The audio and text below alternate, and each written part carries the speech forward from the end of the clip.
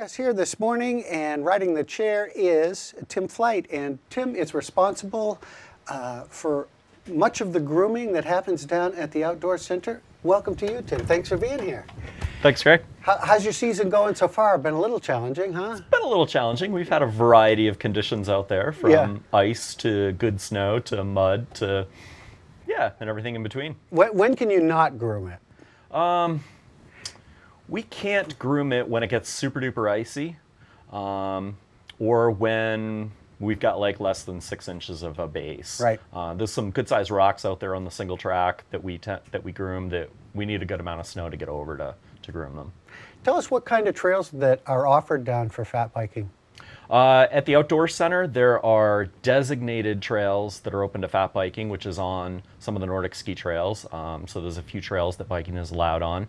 And then across Route 27 from the Campbell Field trailhead, there's a bunch of single track that's available. And that's the stuff that we groom out, is the single track. Yeah. And you're using, of course, your Snowdog, right? Snowdog. We were just talking about that. Tell us a little bit about that Snowdog. You made some interesting comments about that during the break. Yeah, so the Snowdog is, generically they're called track sleds. This is from a brand called Snowdog. They come out of Russia, and they're designed to be a cheap alternative to a snowmobile. And what makes it work for us is that they're pretty nimble, pretty small, so they can get into tight, windy spaces that a snowmobile typically can't get into. Sure. So that's what makes it work well for our single track. Is it challenging to groom? Very. It requires a lot of focus, right? It requires a lot of focus. 90% of the time, it's a lot of fun. The other 10% of the time, you're digging it out of a snowbank or trying to keep it upright. But most of the time, it's good fun. And a good feeling of satisfaction when you got a good line going, right? Yeah, and sometimes it's, you tend to look backwards a lot to check out your product, and then you're not looking forward to where you're going, and sometimes, so you try not to look back too much. Right. How often do you groom down there? As necessary. So after snowstorms, we'll be out there grooming. After busy weekends, if we get some soft snow that's got some rough conditions that we can actually groom out, then we'll groom. We can't do a whole lot to make it softer. What we do is we're constantly just trying to make it firmer. Right, make it firmer. Yeah.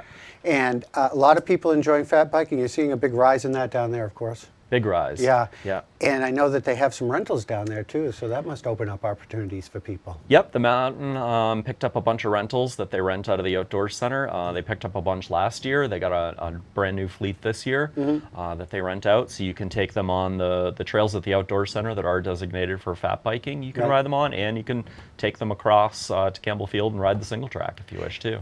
Now it's a relationship. You have skiers down there and fat bikers, and this was a sport that's evolving, and I think the etiquette's always important. Perhaps you can unwrap that package a little bit for us. Sure. The biggest thing is that bikers always need to be mindful of the tread they're leaving behind, especially over at the Outdoor Center.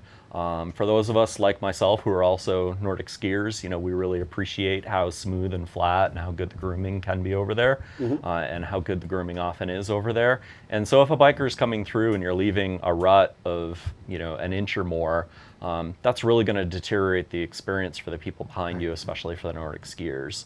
So feel guilty when it gets down to an inch.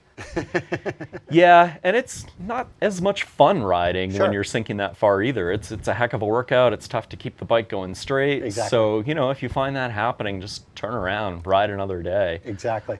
Tim, stay with us. We're going to take a break, and we'll come right back. And they just oiled the chairs here, Tim, and they're a little slippery. We'll be right back in just a second and talk with Tim Flight about an event.